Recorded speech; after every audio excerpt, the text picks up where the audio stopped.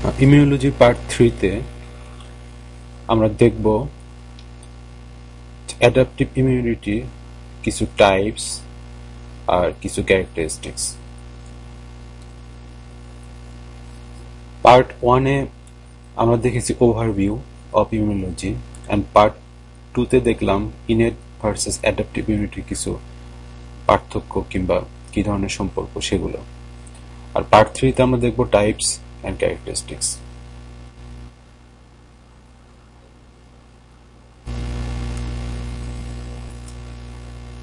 তো immune response দুই ধরনের, একটা হচ্ছে ইনেট আর একটা হচ্ছে অ্যাডাপটিভ।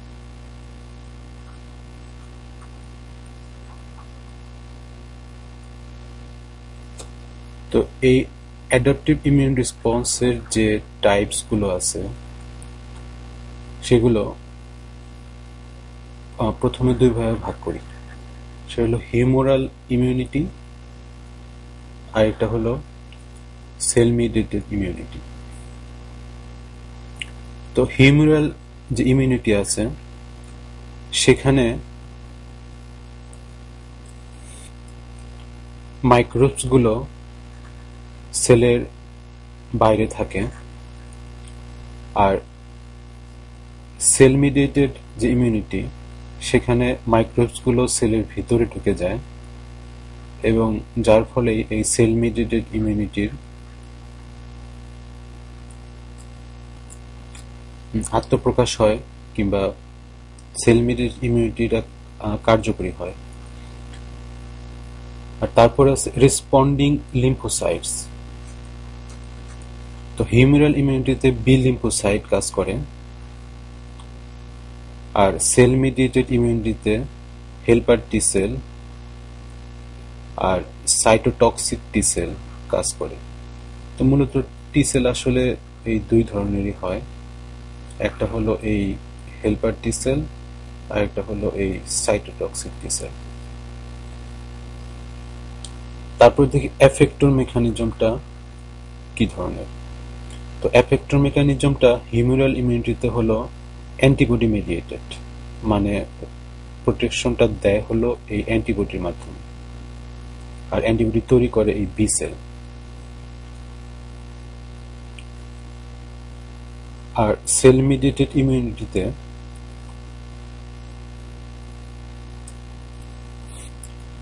ফ্যাগোসাইটোসিস করে যে সেলগুলো, সেই সেলগুলো যখন টি সেলকে প্রেজেন্ট করে যে তার ভিতরে কোনো বাইরের ব্যাকটেরিয়া আছে, তখন এই টি সেলগুলো সেই ব্যাকটেরিয়াগুলোকে মারতে হেল্প করে কিংবা সে নিজেই মেরে ফেলে। আর এই প্রোটেকশনটা ট্রান্সফার হয় হলো হিউমেরাল ইমিউনিটির ক্ষেত্রে সিরাম দিয়ে, সিরামের ভিতর থাকে অ্যান্টিবডি, আর সেল মিডিয়েটের ক্ষেত্রে হয় সেল দিয়ে, যেমন টি লিম্ফোসাইট গুলো। আর ফাংশনের কথা বললে হিউমেরাল ইমিউনিটির যে ফাংশন সেটা হলো ব্লক ইনফেকশন, মানে ইনফেকশনটাকে সে দূর করে। আর এই হিউমেরাল ইমিউনিটিটা মেইনলি কাজ করে এক্সট্রা সেলুলার মাইক্রোবস, মানে হলো যে মাইক্রোবস গুলো সেলের ভিতরে ঢোকে না, সেলের বাইরে থাকে, সেগুলোর ক্ষেত্রে। আর সেল মিডিয়েটের ক্ষেত্রে যে সমস্ত মাইক্রোবস গুলো সেলের ভিতরে ঢুকে যায়, তো সেটা ম্যাক্রোফেজ হতে পারে, যে সেলের ভিতরে ঢুকে নিল, তো তারপরে সেটাকে ফ্যাগোসাইটোসিস করে ফেললো, তো এইভাবে মারলো, কিংবা টি সেল সরাসরিও মারতে পারে।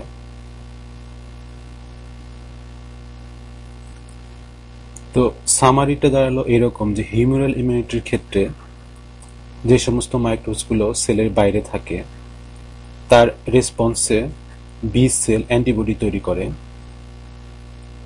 এবং সে অ্যান্টিবডি তৈরি করার পরে সেই অ্যান্টিবডিগুলো এই মাইক্রোবস গুলোকে কিল করতে কিংবা মারতে সাহায্য করে। আর সেল মিডিয়েটেড ইমিউনিটির ক্ষেত্রে যে সামারি দাঁড়ালো সেটা হলো যে মাইক্রোবস গুলো সেলের ভিতরে ঢুকে পড়ে, স্পেশালি যখন ভাইরাস যখন অ্যাটাক করে, তখন এই সেল মিডিয়েটেড যে ইমিউনিটি সেটা বেশি কার্যকর হয়। তো তারপরে এই হেল্পার টি সেলগুলো কিংবা সাইটোটক্সিক টি সেলগুলো সেই ভাইরাস কিংবা ব্যাকটেরিয়ার যে সেলগুলোর ভিতরে ভাইরাস কিংবা ব্যাকটেরিয়া ঢুকলো, সেই সেলগুলোকে মেরে ফেলে। এইভাবেই ব্যাকটেরিয়া কিংবা ভাইরাসকে সে রিমুভ করে। হিউমারাল ইমিউনিটির আরো দুটি টাইপস আছে। সেটার মধ্যে প্রথমে হলো অ্যাক্টিভ ইমিউনিটি, আর একটা হলো প্যাসিভ ইমিউনিটি। তো এই দুই ধরনের টাইপস গুলো আসলে কি জিনিস সেটা দেখি। যে অ্যাক্টিভ ইমিউনিটির ক্ষেত্রে প্রথমে বলে রাখে, এটা হচ্ছে মাইস, আমাদের মলিকুলার বায়োলজি কিংবা ইমিউনোলজির একটা ভালো একটা টুলস। এই মাইস দিয়ে অনেক কিছু করা হয় ল্যাবে। তো যখন এই মাইক্রোবিয়াল অ্যান্টিজেনগুলো কিংবা কোনো মাইক্রোবস আমরা মাইসের ভিতরে দিয়ে দেই, তো সেটা হতে পারে ভ্যাকসিনও। কারণ ভ্যাকসিনের ভিতরে যে ব্যাকটেরিয়াল যে সমস্ত কম্পোনেন্ট যেগুলো ইমিউন রেসপন্স তৈরি করে সেগুলো দিয়ে দেওয়া হয়, সেই কারণে প্রোটেকশনগুলো পাওয়া যায়। তো সেগুলো যখন মাইসের ভিতরে দিয়ে দেওয়া হয়, তখন আমরা যদি ডেজ কিংবা উইক যদি ওয়েট করি, তারপরে এই মাইসের ভিতরে কিছু লিম্ফোসাইট তৈরি হয়, সেটা হলো বি লিম্ফোসাইট। তখন সেই বি লিম্ফোসাইটগুলো সেই ভাইরাসের এগেইনস্টে কিছু অ্যান্টিবডি তৈরি করে, যেগুলো ওই ভাইরাস স্পেসিফিক। তখন যদি আমরা সেকেন্ড টাইম ওই ভাইরাসটা দিয়ে আবার চ্যালেঞ্জ করি এই মাইসটাকে, তাহলে দেখা যায় যে এই মাইসটা আর মারা যায় না এই ভাইরাস কিংবা ব্যাকটেরিয়ার ফলে। সেটাকে বলা হচ্ছে রিকভারি। তো এই যে প্রসেসটা বললাম, এই প্রসেসের মাধ্যমে যেভাবে ইমিউনিটিটা গ্রো করলো, সেটাই হচ্ছে অ্যাক্টিভ ইমিউনিটি। তো এই অ্যাক্টিভ ইমিউনিটির স্পেসিফিসিটি আছে, মানে হচ্ছে যে এই অ্যাক্টিভ ইমিউনিটিটা ওই ভাইরাসটাকে কিংবা ব্যাকটেরিয়াটাকে খুব ভালো করে চিনে রাখে, এবং সেকেন্ড টাইম যদি আবার আসে তাহলে সে চিনতে পারে এবং খুব সহজেই তখন মারতে পারে। আর যেহেতু সেকেন্ড টাইম চিনতে পারে, তো এই ইমিউনিটির মেমোরি আছে। তারপরে দেখি প্যাসিভ ইমিউনিটিটা কি জিনিস। প্যাসিভ ইমিউনিটি হলো যদি আমরা এই প্রথম মাইসের ঠিক এই জায়গা থেকে আমরা সিরাম নিয়ে আসি, এবং সিরামের ভিতরে যদি সেই মাইসের বি সেল থেকে তৈরি করা যে অ্যান্টিবডিগুলো সেগুলো যদি থাকে, তাহলে এই সেকেন্ড মাইসটার ভিতরেও এই বি সেলগুলোর যে অ্যান্টিবডি সেগুলো মাইক্রোবস থেকে প্রোটেকশন দিবে। তো এই ধরনের প্রোটেকশনটা হলো প্যাসিভ ইমিউনিটি, কারণ সে নিজে তৈরি করলো না, অন্য একজন এই বি সেলের অ্যান্টিবডিগুলো তৈরি করে দিল, সে সেগুলো ইউজ করলো, সেই কারণে বলা হচ্ছে প্যাসিভ। আর এই ধরনের যে ট্রান্সফার আমরা করি সেটাকে বলা হয় অ্যাডপটিভ ট্রান্সফার। আর যে মাইসটার ভিতরে করা হলো সেই মাইসটাকে বলা হয় নেইভ এনিবেল কিংবা নেইভ মাইস। নেইভ মানে হলো যে আগে কখনো ওই অ্যান্টিজেন কিংবা ব্যাকটেরিয়া সংস্পর্শে আসে নাই, নতুন। তো এই চ্যালেঞ্জ করার পরে দেখা গেল যে এই মাইসটাও রিকভারি হলো। তো এই মাইসগুলোর যে স্পেসিফিসিটি সেই ব্যাকটেরিয়া কিংবা ভাইরাসের জন্য সেটা অবশ্যই আছে, কিন্তু কোনো মেমোরি নাই। কারণ সে প্রথম টাইম এ যখন ব্যাকটেরিয়া দ্বারা এই প্রথম মাইসটাকে চ্যালেঞ্জ করা হলো, সে এই সেকেন্ড মাইসটা কিন্তু এই চ্যালেঞ্জটা পায় নাই। তো সেই কারণে সে কিন্তু মেমোরি ফর্মেশন করতে পারে না। তারপরে দেখি আমরা যে অ্যাডাপটিভ ইমিউন রেসপন্সের কিছু ক্যারেক্টারিস্টিক্স, সেগুলো কি কি হতে পারে। যেমন প্রথমেই বলবো স্পেসিফিসিটির কথা। স্পেসিফিসিটি হলো যে বিভিন্ন ধরনের অ্যান্টিজেনগুলো, সেই বিভিন্ন ধরনের অ্যান্টিজেনের জন্য ভিন্ন ভিন্ন স্পেসিফিক রেসপন্স এই অ্যাডাপটিভ ইমিউনিটি তৈরি করতে পারে।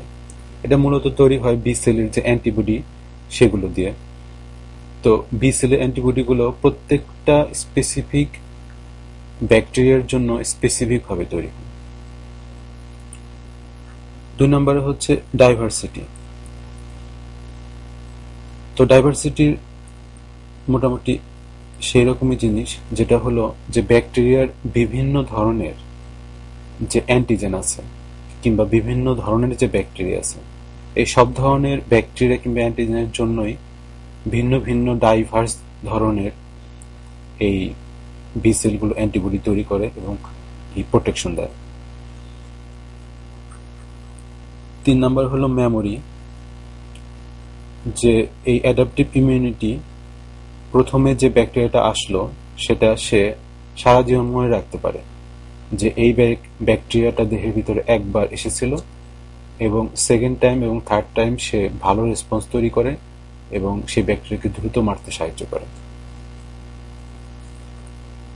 4 নম্বর হলো ক্লোনাল এক্সপেনশন। ক্লোনাল এক্সপেনশন হলো যে একটা বি সেল যখন থাকে নর্মালি, তখন কিন্তু খুব ভালো পলিফারেশন হয় না, কিন্তু যখনই একটা ব্যাকটেরিয়া আসে দেহের ভিতরে, তখন এই বি সেলটা ওই ব্যাকটেরিয়ার এগেনস্টে হাজার হাজার বি সেল তৈরি করে এবং এই বি সেলগুলোর ভিতর থেকে যে অ্যান্টিবডিগুলো তৈরি হয় সেগুলো ওই ব্যাকটেরিয়ার জন্য খুবই স্পেসিফিক। কিন্তু যদি বলি অন্য কোনো ব্যাকটেরিয়া, তাহলে তার জন্য কিন্তু স্পেসিফিক না। এই যে এক জাতের কিছু বি সেল তৈরি করলো, তো এই বি সেল তৈরি করাকে বলা হচ্ছে হলো ক্লোনাল এক্সপেনশন। এটা শুধুমাত্র অ্যাডাপটিভ ইমিউনিটির জন্যই হয়, কিন্তু ইনেটে হয় না। 5 নম্বরে হলো স্পেশালাইজেশন। স্পেশালাইজেশনটা হলো যে এই যে বি সেল মেডিয়েটেড কিংবা এই যে বলতেছি যে অ্যাডাপটিভ ইমিউন রেসপন্স, এই সেটার জন্য ম্যাক্সিমাম যে ধরনের প্রোটেকশন দেওয়া দরকার সেটা এই অ্যাডাপটিভ ইমিউন রেসপন্সটা দেয় এবং ডিফারেন্ট টাইপ অফ মাইক্রোবসের এগেনস্ট এই প্রোটেকশনটা সে দেয়। সেটাই হলো এই অ্যাডাপটিভ ইমিউনিটির যে স্পেশালিটি সেটা। তারপর হলো কন্ট্রাকশন অ্যান্ড হোমিওস্টেসিস। তো যখন বি সেল তৈরি হয় কিংবা এই অ্যাডাপটিভ ইমিউন রেসপন্স যখন শুরু করে, তখন সেটা সারা জীবন চলতে পারে না। তো কখনো যখন ব্যাকটেরিয়াগুলো শরীর থেকে রিমুভ হয়ে যায়, তখন এই অ্যাডাপটিভ ইমিউন রেসপন্সটা আস্তে আস্তে কমতে হবে। তো সে যে কমে, সেই জিনিসটা হলো কন্ট্রাকশন। আর এই যে ব্যাকটেরিয়া আসলে রেসপন্স হয় এবং ব্যাকটেরিয়া সরে গেলে আবার রেসপন্স চলে যায়, সেটা হচ্ছে হোমিওস্টেসিস। হোমিওস্টেসিস একটা সাধারণ কথা, যার মাধ্যমে বোঝানো হয় যে দেহের ভিতরে যে জিনিসগুলো আছে সেগুলোর যে প্রপার রেগুলেশন, মানে কখন বাড়তে হবে কখন কমতে হবে, সেই যে নিয়ম, সেটাই হচ্ছে হোমিওস্টেসিস। আর 7 নম্বরে হলো নন রিঅ্যাক্টিভিটি টু সেলফ, মানে তারা কখনোই শরীরের ভেতর নিজের যে অ্যান্টিজেন আছে কিংবা প্রোটিন আছে তার এগেনস্টে কখনো সে রেসপন্স তৈরি করে না। তারপরে যদি আমরা এই গ্রাফিক্যালি দেখি যে অ্যাডাপটিভ ইমিউন রেসপন্সটা কিভাবে কাজ করে, যেমন ধরি যে অ্যান্টিজেন এক্স শরীরের ভিতরে ঢুকলো, তখন নেইভ বি সেলগুলো খুব দ্রুত পলিফাইড করলো এবং ক্লোনাল সিলেকশন হলো, এবং যার ফলে বি সেলটা অ্যাক্টিভেটেড হলো, এবং সেটাই হচ্ছে প্রাইমারি অ্যান্টি এক্স রেসপন্স। কারণ এই বি সেলগুলো শুধুমাত্র ওই যে অ্যান্টিজেন এক্স আছে তার বিরুদ্ধে কাজ করবে। তো এটুকু করতে মোটামুটি 2 সপ্তাহের মতো লাগলো। তারপরে যখন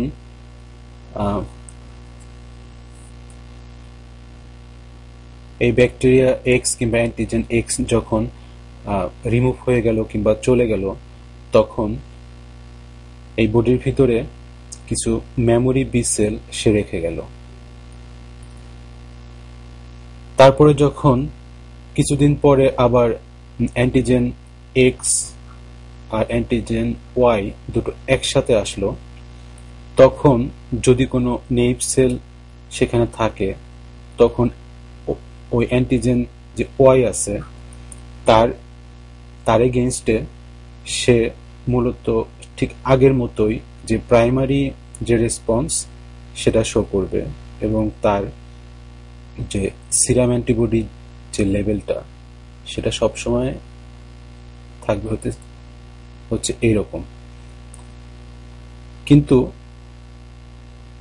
যে অ্যান্টিজেন এক্স যে প্রথমে যে মেমোরি সেল তৈরি করে রেখেছিল, সেই মেমোরি সেলগুলো থেকে সেকেন্ড টাইম খুব দ্রুত এবং খুব বেশি পরিমাণ বি সেল তৈরি হবে এবং খুব বেশি পরিমাণে অ্যান্টিবডি তৈরি হবে,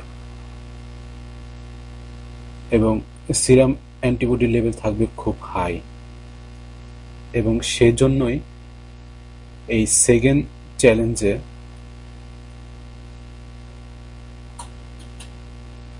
এই যে প্রথম অ্যান্টিজেন এক্স আছে সেটাকে সে খুব দ্রুত রিমুভ করতে পারবে। এটাই হচ্ছে সেকেন্ডারি অ্যান্টি এক্স রেসপন্স। তার মানে হচ্ছে অ্যাডাপটিভ ইমিউন রেসপন্স 2 ধরনের হয়, একটা হলো প্রাইমারি আর একটা হলো সেকেন্ডারি। তো প্রাইমারিতে কোনো মেমোরি নেই, সে জেনারেল ওয়েতে কাজ করে, কিন্তু সেকেন্ডারিতে সে মেমোরিটা ইউজ করে এবং খুব দ্রুত প্যাথোজেনকে মারে কিংবা শরীর থেকে রিমুভ করে দেয়।